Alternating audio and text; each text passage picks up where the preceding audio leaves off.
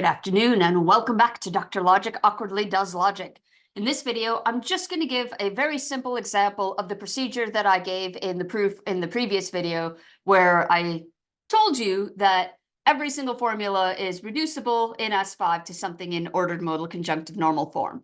So let's see how this actually works. It's probably not going to use all of the various steps in the previous one, but hopefully it will give you an example enough to see how this goes so that you can go on and do some examples yourself. So we're going to start with a relatively simple formula, necessarily not P and necessarily not Q, or possibly not P and necessarily not Q. Now, if there were implications, we'd want to get rid of them. If there were negations not attached to atoms, we'd want to get rid of them through double negation modal interchange. We don't have any of those at this point, so that's okay. What we're going to do is treat each one of these bits as if it were an atom. So I'm even going to just label them alpha, beta, gamma, delta, and then we can think of this as something having this sort of structure, a disjunction between two conjunctions. I find this a helpful step to do because it helps you to see what the overall structure is when you need to start moving things around to do the distribution of conjunctions over disjunctions and vice versa. So this is the purely propositional point where we are putting this into the first step of conjunctive normal form. So first we want to distribute these guys over these guys. So our gamma and delta over the alpha and beta. This is going to get us something that looks like,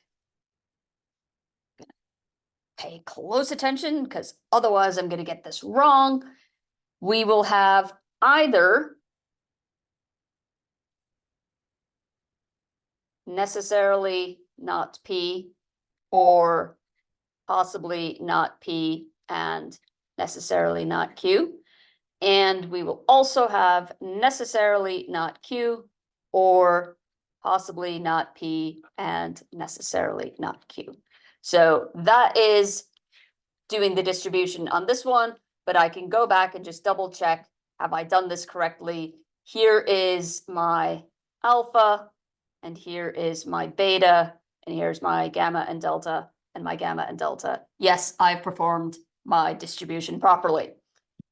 20 years in the game, and I still suck at doing distribution on the fly.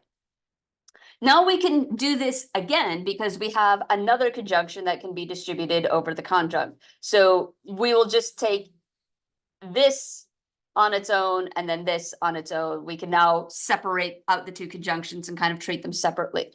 So again, what we want to get over here to distribute this conjunction over this disjunction, we then end up with necessarily not P or possibly not P, and necessarily not P or necessarily not Q.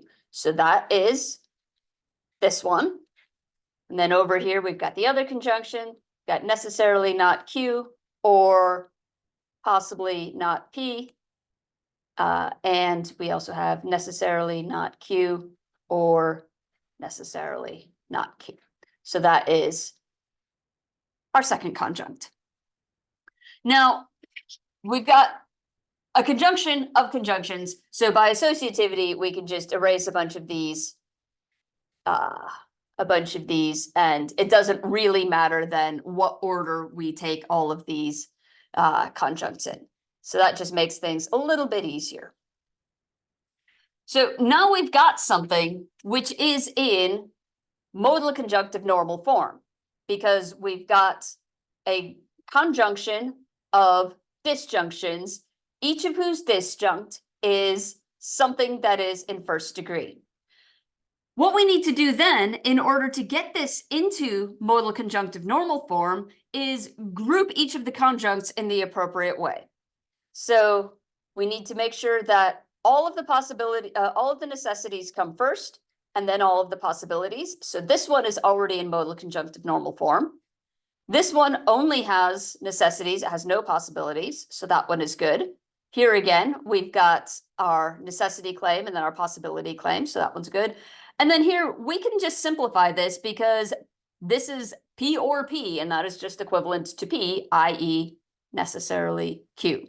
So we don't have to do this final step, but it makes it somewhat easier. So this was a relatively straightforward example. It already was in first degree to start with. We didn't have to do a bunch of things with conditionals or negations or anything. The tricky part was this bit where we thought of each of these bits as single unanalyzable entities so that we could then do the appropriate distribution. In this case, it just happened that we ended up with something that, as soon as it was in modal conjunctive normal form, was also in ordered modal conjunctive normal form. This doesn't always happen. We will see a more complicated example in the next video.